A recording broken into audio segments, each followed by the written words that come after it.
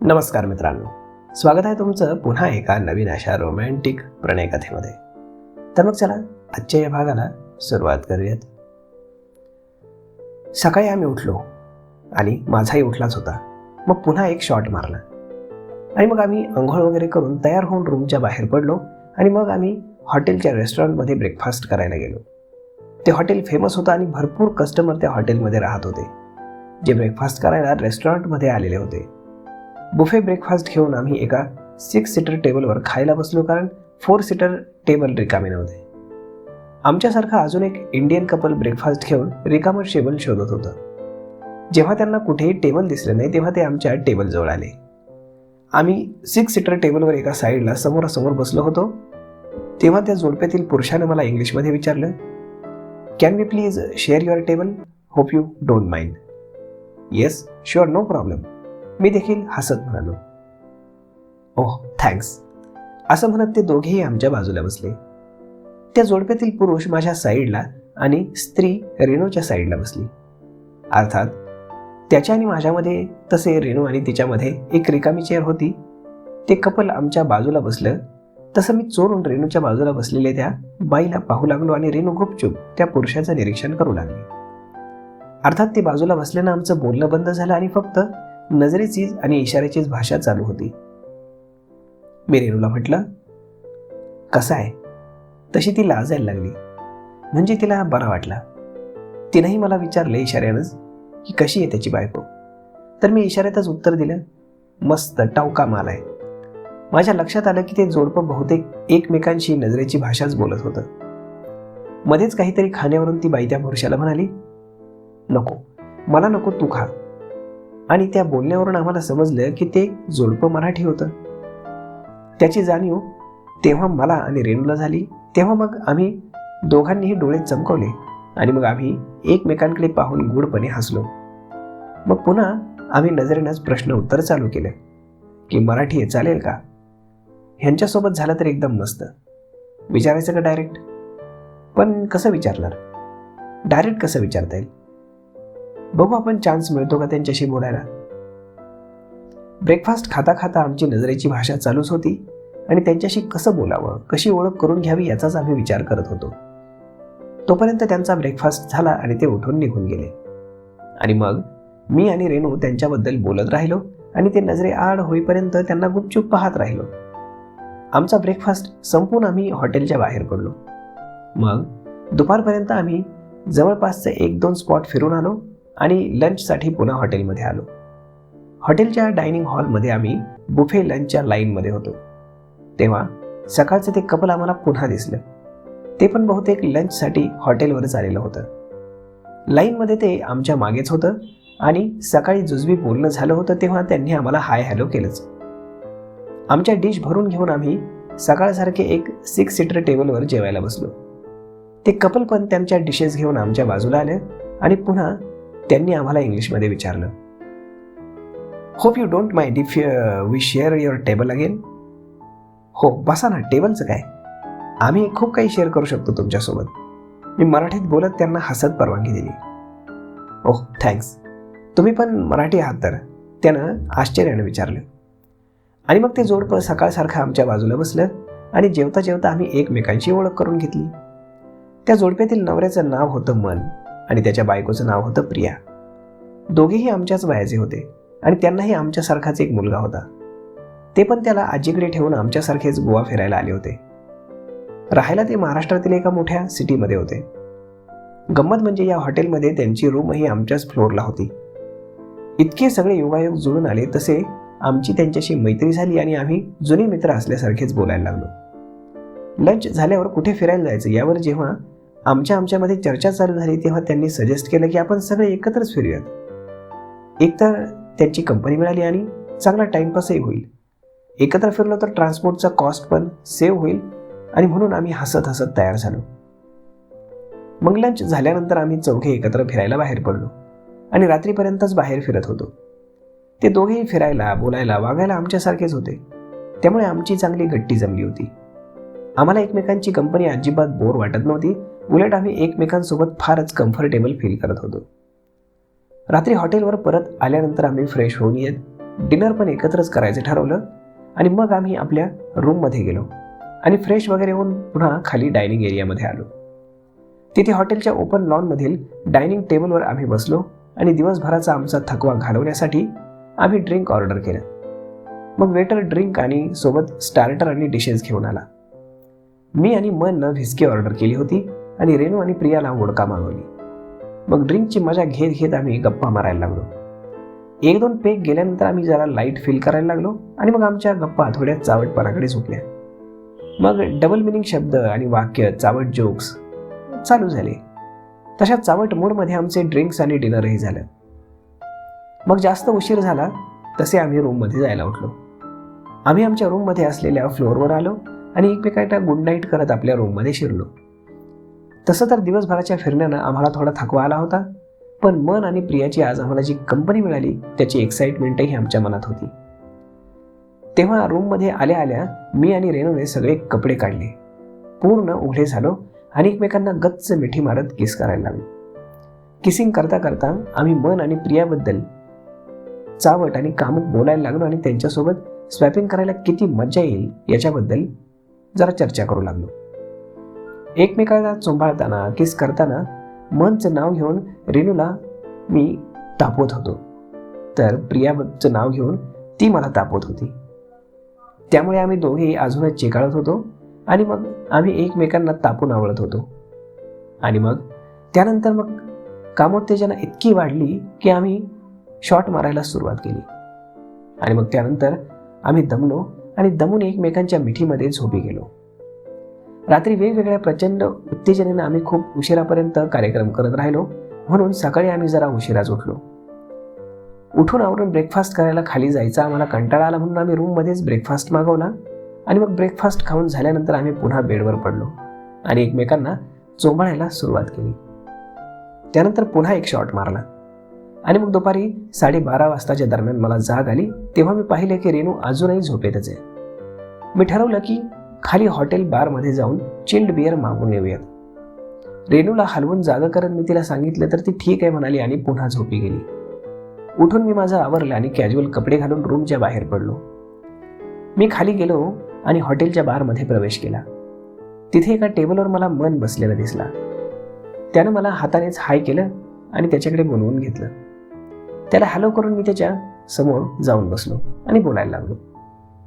त्याच्याशी बोलताना कळलं की त्याची बायको प्रिया थकून रूममध्ये झोपली होती आणि तो पण माझ्यासारखा ड्रिंक घ्यायला एकटाच खाली आला होता. त्यानं ऑलरेडी त्याला व्हिस्की मागवली, तेव्हा मी पण माझ्यासाठी व्हिस्की ऑर्डर केली. मग ड्रिंक घेत चकना खात आम्ही गप्पा मारायला लागलो. 2 पेग पोटात गेल्यावर आम्ही लाईट फील करायला लागलो आणि मग आमच्या गप्पा चावट विषयांकडे वळाल्या. दोघांच्याही बायका इतक्या थकल्या का आणि झोपून राहिल्यात यावर आम्ही दोघेही एकमेकांना चिडवायला लागलो आणि आम्ही दोघांनी एकमेकांना कबुली दिली की आम्ही वेगवेगळ्या एक्साइटमेंटमध्ये रात्री खूपच उशिरापर्यंत कार्यक्रम केला, त्याच्यामुळे त्यांना झोप लागली. मग वेगळी एक्साइटमेंट काय होती हे आम्ही एकमेकांना खोदून खोदून विचारू लागलो. तेव्हा दोघांनाही एकमेकांना कबुली दिली की आम्ही स्वॅपिंगची फॅन्टसी एन्जॉय करत होतो. अर्थात आम्ही दोघेही स्वॅपिंगचीच फॅन्टसी एन्जॉय करत होतो हे आम्ही दोघांनीही ओळखलं आणि मग त्याची एकमेकांना कबुली दिली. मग जेव्हा आम्ही एकमेकांच्या स्वॅपिंगच्या फॅन्टसीबद्दल सांगू लागलो तेव्हा आम्हाला कळालं की आम्हा दोघा कपलची स्वॅपिंगची फॅन्टसी सेम होती आणि ते गोव्यात करायला मिळेल या उद्देशानंच ते देखील गोव्यात आले होते. आम्हा दोघांची ती सुप्त इच्छा जेव्हा उघड झाली तेव्हा एकमेकांना आपापल्या आम्ही लाईफबद्दल सांगू लागलो आणि आम्ही स्वॅपिंग करण्याच्या निर्णयापर्यंत कसं आलो ते देखील सांगितलं. शेवटी मग मी मनला कबुली दिली की आम्ही त्यांच्यासोबत स्वॅपिंग करतोय अशी फॅन्टसी रात्री एन्जॉय केली. मग मननं सुद्धा कबूल केलं की त्यांनी रेणूबरोबर स्वॅपिंग केल्याची फॅन्टसी रात्री एन्जॉय केली. आम्ही एकमेकांना इमॅजिन केलं, याचा अर्थ आम्ही दोघांना फारच आश्चर्यही वाटलं आणि मजाही आली. आम्हाला ते दोघे आवडले याची जाणीव झाली आणि त्या दोघांना आम्ही आवडलो याची जाणीवही झाली. तसे आम्ही दोघे प्रचंड खुश झालो. तेव्हा मग आम्ही एकमेकांना बोलू लागलो की स्वॅपिंगची जी फॅन्टसी आहे आम्ही एन्जॉय केली ती प्रत्यक्षामध्ये करायला काय हरकत आहे. आम्ही दोघे तर त्यासाठी तयारच होतो, पण आमच्या बायका तयार होतील की नाही याची खात्री करून घेण्याची गरज होती. तेव्हा मग आमचं ड्रिंक आणि लंच झाल्यावरती रूमवरती जाऊन आपापल्या बायकांना विचारूयात असं आम्ही ठरवलं. तेव्हा मग लंच फिनिश करून आम्ही आमच्या रूममध्ये निघून आलो. मी रूममध्ये शिरलो तसे पाहिले की रेणुका ऑलरेडी उठलेली होती आणि बाथरूममध्ये फ्रेश होत होती. फ्रेश होऊन ती बाहेर आली आणि मी तिला म्हणालो की फार भूक लागली होती आणि मग तिने रूममध्येच लंच ऑर्डर केलं. अर्थात मी तिला सांगूनच खाली ड्रिंक आणि लंचसाठी गेलो होतो, तेव्हा तिने फक्त मला लंच ऑर्डर केलं होतं. मी विचार केला की तिला निवांत लंच घेऊ दे आणि मग नंतर तिलाही गुड न्यूज देता येईल. मग काही मिनिटातच रूम बॉयनं ऑर्डर केलेला लंच घेऊन आला. मग ती खाऊ लागली आणि आम्ही गप्पा मारू लागलो. अर्थात खाली हॉटेलच्या डायनिंग हॉलमध्ये मला मन भेटला आणि आम्ही दोघांनी कसे ड्रिंक्स आणि लंच एकत्र घेतले हे मी त्याला थोडक्यात सांगितलं. आम्ही अनेक विषयांवरती गप्पा मारल्या हेही मी तिला सांगितलं. जेव्हा रेणूचं लंच झालं आणि ती फ्रेश होऊन माझ्या बेडवर बाजूला येऊन पडली तेव्हा मी तिला मिठीत घेतलं आणि मन बरोबर जे स्वॅपिंगबद्दल बोलणं झालं ते सांगायला लागलो. तो टॉपिक ऐकून आधी रेणू थोडी अलर्ट झाली आणि उत्सुकतेनं ऐकायला लागली. मग जसं तिला पुढचं बोलणं कळालं तशी ती खुलू लागली आणि जेव्हा मी तिला सांगितलं की आपल्यासारखेच मन आणि प्रिया आपल्यासोबत स्वॅपिंग करण्याची फॅन्टसी इमॅजिन करत होते, ते ऐकून तर तिला फारच नवल वाटलं आणि मग तिलाही फार मजा वाटली. मग सरते शेवटी मी रेणूला म्हणालो की मी आणि मन एकमेकांसोबत वाईफ स्वॅपिंग करायला होकार दिलाय आणि आता फक्त आपापल्या बायकांची परमिशन घ्यायची असं आम्ही ठरवलंय. तेव्हा मग रेणू डार्लिंग, मन आणि प्रिया बरोबर स्वॅपिंग करायला तू रेडी आहेस ना? आपला होकार सांगू त्यांना? मी खुशीत रेणूला विचारलं. आता तुम्ही ऑलरेडी त्यांना होकार दिलाय, मग मी नकार कशी देणार? आणि त्यासाठी आपण इथे आलोय ना, आणि त्यांच्यासारखे चांगले कपल आपल्याला इथे भेटले, मग काय, तयार आहे मी पण, रेणू उत्साहानं म्हणाली. ओह रेणू डार्लिंग, थँक्यू. आनंदानं मी रेणूला मिठीत आवळत ओठांचं चुंबन घेत म्हणालो. अरे वा, किती आनंद झालाय तुम्हाला. ते मी तयार झाले म्हणून की तुम्हाला प्रियाबरोबर शॉट मारायला मिळणार म्हणून? रेणूनं चाहटपणे हसून मला विचारलं. दोन्हीही. तुलाही मन बरोबर झोपायला मिळणारच आहे की, आणि अर्थात मला प्रियासोबत, मी दिलखुलासपणे हसत म्हणालो. मग सांगा त्यांना माझा होकार, रेणू पण हसत म्हणाली. अभी बताता हूं. आनंदानं अंग हलवत मी तिला म्हणालो आणि जागेवरून उठलो. रूममधील फोन उचलून मी मनच्या रूमचा एक्सटेन्शन नंबर लावला. त्यानं फोन घेतला आणि आम्ही फोन स्पीकरवर ठेवून बोलायला लागलो.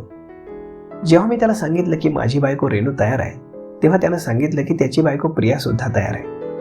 आम्ही दोघेही फार खुश झालो आणि त्याला मी म्हटलं की तुम्ही दोघे आमच्या रूमवर या, म्हणजे पुढचं बोलून ठरवता येईल. तो म्हणाला येतो 10 मिनिटात. फोन स्पीकरवर होता तेव्हा रेणूनं ते ऐकलंच होतं. ती तशी लगेच उठली आणि लगबगीनं आवरायला गेली. सकाळपासून ती मोस्टली झोपली होती, त्यामुळे नीटनेटकी आवरून तयार नव्हती. तेव्हा तिनं गाऊन काढून एक ड्रेस चढवला आणि तोंड वगैरे धुवून किंचित मेकअप करून तयार झाली. आवरून ती तयार होते तोपर्यंत आमच्या रूमची बेल वाजली. मी दरवाजा जाऊन उघडला तसे मन आणि प्रिया हसतच आतमध्ये दारातून आत आले. मी त्यांना वेलकम करून आत घेऊन दरवाजा लावला. त्यांनी रेणूलाही हाय हॅलो केलं आणि मग आम्ही सगळेच हॉलमध्ये सोफ्यावर बसलो. समोरासमोर असलेल्या 3 सीटर सोफ्यावर मन आणि प्रिया बसले आणि 2 सीटर सोफ्यावर मी आणि रेणू. आधी आम्ही आज दिवसभर आळशीपणे रूममध्ये राहून कसा दिवस काढला यावर चर्चा केली आणि मग मी आणि मननं खाली डायनिंग रूममध्ये ड्रिंक आणि लंच घेताना आमच्या ज्या काही गप्पा झाल्या त्यावरही बोललो आणि मग आमचा विषय स्वॅपिंग या टॉपिकवर आला. तो टॉपिक चालू झाला तसे दोघी बायका किंचित लाजायला लागल्या. आता स्वॅपिंग विषयावरती रेणू आणि मी अगणित वेळा बोललो आणि त्यावर आम्ही खूप चर्चाही केली होती, परंतु ते बोलणं आणि ती चर्चा तिनं माझ्यासोबत तिच्या नवऱ्याबरोबरही केली. पहिली वेळ एका परक्या कपलबरोबर या विषयावर आम्हाला बोलायला थोडी लाज वाटली. तिच्यासारखी अवस्था त्या प्रियाचीही होती. ती पण बोलायला किंचित लाजत होती. तेवढ्यात रेणू आमच्या दोघांना म्हणाली की अहो, तुम्ही दोघे जरा आम्हाला 10 मिनिटे एकटीला सोडाल का? आम्हाला काहीतरी प्रायव्हेट बोलायचंय. मग मी आणि मन कुतूहलानं एकमेकींकडे पाहिलं आणि हसत बोललो, हो चालेल ना. मग आम्ही दोघे बेडरूमच्या बाल्कनीमध्ये जाऊन जरा वेळ बसलो आणि मग तुमचं बोलणं झालं की आम्हाला हाक मारा असं म्हणालो. असं बोलून मी आणि मन बाजूच्याच बाल्कनीमध्ये गेलो आणि तिथल्या चेअरवरती बसून गप्पा मारायला लागलो. त्या दोघींना प्रायव्हेट काय बोलायचं असेल यावर आम्ही चर्चा करू लागलो. आम्ही असा अंदाज काढला की दोघी स्त्रिया असल्यानं परक्या पुरुषासोबत कसं करायचं तेही आपल्या नवऱ्याच्या समोर याबद्दल एकमेकींचं मत त्या जाणून घेत असावेत. साधारण 15 मिनिटांनी रेणूनं आम्हाला बोलावून घेतलं. आम्ही दोघे पुन्हा हॉलमध्ये गेलो. मग आम्ही परत पहिल्यासारखे त्यांच्या बाजूला बसलो आणि मी हसून रेणूला विचारलं, झालं का दोघींचं प्रायव्हेट बोलणं? आता आम्हाला कळेल का काय होतं ते? नाही, ते आमचं बायकांचं पर्सनल बोलणं होतं. हसत असं म्हणून रेणूनं प्रियाकडे पाहिलं आणि तिला डोळा मारला. त्यावर प्रिया सुद्धा हसली आणि तिनं रेणूलाही डोळा मारला. ओके, मग आता पुढे जायचं ना? काही बोलायचं असेल तर आता बोलता येईल आणि ठरवता येईल, मी सगळ्यांकडे पाहून म्हणालो. हो, एक गोष्ट सांगायची आहे जी मी आणि प्रिया ऑलरेडी बोललोय. असं बोलून तिने प्रियाकडे पाहिलं आणि तिने होकारार्थी मान डोलावली आणि मग रेणू पुढे सांगायला लागली. आपण आपला मोबाईल नंबर, कुठे राहतो, पत्ता वगैरे कुठलेही कॉन्टॅक्ट डिटेल्स शेअर करायचे नाही. जे काही करायचे ते इथंच, आणि एकदा इथून निघाल्यानंतर कोणताही संपर्क ठेवायचा नाही. इतकं बोलून रेणू थांबली आणि मी मनकडे पाहू लागलो. यावर त्याचं काय उत्तर आहे ते? तर मनने शंका विचारली, पण जर आपल्याला एकमेकांशी करणं आवडलं आणि पुन्हा करावंसं वाटलं तर एकमेकांचा कॉन्टॅक्ट नंबर घ्यायचा नाही? नाही, अजिबात नाही. ते आपण पुढे पाहू काय करायचं ते, आधी हो तर दे. आता प्रियाने असंही म्हटलं. हो, आणि तुम्ही सुरुवात पहिलं स्वतःच्या बायकोबरोबर करायची, मग पुढे एक्सचेंज करूयात, रेणूनं पुढे सांगितलं. त्यावर पुन्हा मी मनकडे प्रश्नार्थक नजरेनं पाहिलं आणि मन म्हणाला, हो चालेल, तसं केलं तर बरंच होईल. आधी आपापल्या बायकोसोबत चालू झालो की मग पुढे कम्फर्टेबल होईल आणि मग स्वॅपिंग करता येईल, माझी काही हरकत नाही. मन तसं म्हणाला तेव्हा मी त्याला दुजोरा दिला. मग मी पुढे त्या दोघींना म्हणालो, अजून काही अटी आहेत का तुमच्या दोघींच्या, की झालं इतकंच? अजून एक गोष्ट, रेणुका मिश्किलपणे हसत सांगू लागली. आम्ही दोघी साड्या नेसणार. मी साडी आणली आहे तशी प्रियानं देखील आणली आहे नेसायला. मग हा इव्हेंट आम्ही साड्या नेसून एन्जॉय करणार.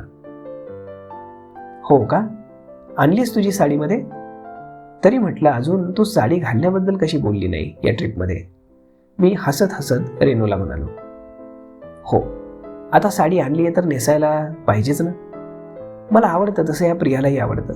हो ना ग प्रिया? रेणूनं हसत प्रियाला विचारलं. हो तर, मलाही खूप आवडतं साडी नेसायला, आणि मन तर वेडा होतो या साडीत मला पाहिलं की. हो ना रे मन? सांग ना यांना, प्रियानं खुशीत म्हटलं. येस, ऑफकोर्स, प्रिया खूपच सुंदर दिसते साडीमध्ये.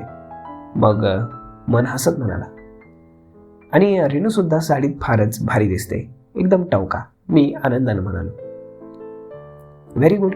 मग आता कधी करूयात साड्या फेडायचा कार्यक्रम? म्हणजे केव्हा, किती वाजता? मननं खुशीत विचारलं. त्यावर आम्ही असं ठरवलं की संध्याकाळी 7 वाजता आपण खाली डायनिंग हॉलमध्ये तयार होऊन भेटायचं. मग तिथे गप्पा मारताना थोडे ड्रिंक आणि डिनर घ्यायचं, आणि मग आमच्या या हनीमून सूटमध्ये यायचं आणि खरी पार्टी इथे चालू करायची. असं आम्ही सगळ्यांनी ठरवलं. आणि मग प्रिया आणि मन आमच्या रूममधून निघून गेले. ते दोघे निघून गेल्यानंतर मी रेणूला मिठीत घेतलं आणि विचारलं, काय ग, तुझं आणि त्या प्रियाचं काय प्रायव्हेट बोलणं झालं? त्यावर रेणू हसून म्हणाली, आम्हा दोघींनी असं परक्या पुरुषासोबत करायची पहिलीच वेळ आहे, त्यातही आपला नवरा आपल्या नजरेसमोर. मग कसं करणार? तर मग त्याबद्दल काय मत आहे, तर ते कसं फेस करायचं ह्याच्यावरती आमचं बोलणं चालू होतं. आणि तिचे आणि माझे फिलिंग्स साधारण सारखेच होते. तेव्हा आम्ही एकमेकींना आपलं मन जरा मोकळं करून दाखवलं. अच्छा, हे बोलणं झालं बरं तुमचं. मला वाटलं की तुम्ही दोघी मिळून आम्हाला काही सरप्राईज द्याल याबद्दल चर्चा झाली की काय. मी हसून बोललो. डोंबले सरप्राईज. आम्ही दोघी घाबरलोय की कसं होईल आणि कसं जमेल आपल्याला. तुम्ही काय पुरुष आहात, तुम्ही तसेही निर्लज्ज असता, पण आम्हा बायकांचं जरा वेगळं आहे. आम्ही थोड्या इमोशनल असतो, ते मग कसं जमेल याचं टेन्शन आलंय आम्हाला, रेणू किंचित म्हणाली. अगं काही काळजी करू नको, मी आहे ना, काय काळजी करू नको. मग आमच्यासोबत तुम्ही दोघी ड्रिंक घ्या, म्हणजे मग जरा जास्त काही वाटणार नाही. बाकी आम्ही पुरुष मंडळी तुम्हाला बरोबर रिलॅक्स करू, डोंट वरी. तुम्ही नंतर भरपूर एन्जॉय कराल. हो तर, आम्ही एन्जॉय करू आणि तुम्ही पण मस्त एन्जॉय करा. बाकी प्रिया एकदम सेक्सी आहे बरं, तुम्हाला मजा येईल, रेणू म्हणाली. आता हसून असं बोलून रेणू माझी मस्करी करायला लागली आणि तिला उत्तर देता देता माझी तारांबळ उडाली. कारण खरं तर माझ्याही मनात आता उकळ्या फुटत होत्या की प्रिया किती भारी दिसत होती. मी तर तेव्हापासूनच एक्साइट फील करायला लागलो होतो आणि असं वाटत होतं की रेणूला पुन्हा एकदा थोडीशी गरम करून थंड करावी. पण मग माझा स्टॅमिना मला रात्रीच्या वेळी वापरायचा होता, म्हणून मग मी नाईलाजास्तव ती आयडिया कॅन्सल केली. त्यानंतर मग 1-1.5 तास आम्ही तसेच बेडवर एकमेकांच्या मिठीत पडून राहिलो आणि आमच्या रात्रीच्या जमतीबद्दल चर्चा करत राहिलो. साधारण 6 वाजता आम्ही उठलो आणि आंघोळ वगैरे करून आवरायला घेतलं. माझं तर लवकरच झालं आणि मी तयार होऊन बसलो, पण रेणूला आंघोळ करून साडी नेसून मेकअप वगैरे करून नटून थटून तयार व्हायला वेळ लागला. जेव्हा ती पूर्ण तयार होऊन माझ्या समोर आली तेव्हा मीही आश्चर्याने तिच्याकडे पाहतच राहिलो. शिफॉनच्या लाल साडीमध्ये रेणू एकदमच भारी दिसत होती आणि तिचं वळणदार रंग त्यात खुलून दिसत होतं. मन तर नक्कीच हिच्यावर फिदा होणार आणि आता आम्ही खाली डायनिंग रूममध्ये जाणार आणि सगळ्यांना घायल करणार, यात काही शंका नव्हती. संध्याकाळी मग 7 वाजून गेले आणि आम्ही तयार होऊन सूटच्या बाहेर पडलो. खाली डायनिंगमध्ये जमलो आणि मग पोहोचलो तर मग मन आणि प्रिया ऑलरेडी तयार होऊन बसले होते. आम्ही सगळ्यांनी एकमेकांना ग्रीट केलं आणि आम्ही त्यांच्या समोरच्या चेअरवर बसलो आणि मग गप्पा चालू झाल्या. रेणूला पाहता क्षणी मनची नजर तिच्यावर खेळली आणि माझी नजर सतत प्रियावर जात होती. प्रियानं लेमन कलरची शिफॉनची साडी घातली होती आणि त्यात ती एकदमच भन्नाट दिसत होती. गप्पा मारताना आम्ही दोघं नवऱ्यांची नजर एकमेकांच्या बायकोवरच जास्त खेळत होती. मग आम्ही ड्रिंक आणि स्नॅक्स ऑर्डर केले आणि त्याचा आस्वाद घेतला. आमच्या गप्पा चालल्याच होत्या आणि त्यानंतर आम्ही एकत्र जे काही करणार होतो त्याची हुरहुर आणि उत्सुकता सगळ्यांच्या बोलण्यातून आम्हाला जाणवत होती. जसं आमच्या पोटामध्ये ड्रिंक गेलं तर सगळ्यांच्या पोटामध्ये ड्रिंक गेल्यानंतर जरा संकोच कमी होऊ लागला. आता आमच्यामध्ये नॉनव्हेज जोक्स येऊ लागले. आम्ही एकमेकांकडे पाहून सूचक इशारे करू लागलो आणि आमच्या डबल मिनिंग जोक्सनं सगळेच कामुक व्हायला लागले. त्यानंतर मग आम्ही जेवण उरकलं आणि आम्ही आमच्या रूममध्ये आलो. रूममध्ये आल्यानंतर मग मात्र आम्ही जे काही केलं तर ते रात्रभर चालूच होतं. दुसऱ्या दिवशी सकाळी माझी बायको दुसऱ्याच्या मिठीत आणि दुसऱ्याची बायको माझ्या मिठीत, असं आम्ही उठलो. तर मग मित्रांनो, हा व्हिडिओ तुम्हाला कसा वाटला हे तुम्ही आम्हाला कमेंट करून नक्कीच सांगा आणि जर आवडला असेल तर आपल्या चॅनलला तुम्ही सबस्क्राईब करायला विसरू नका. धन्यवाद.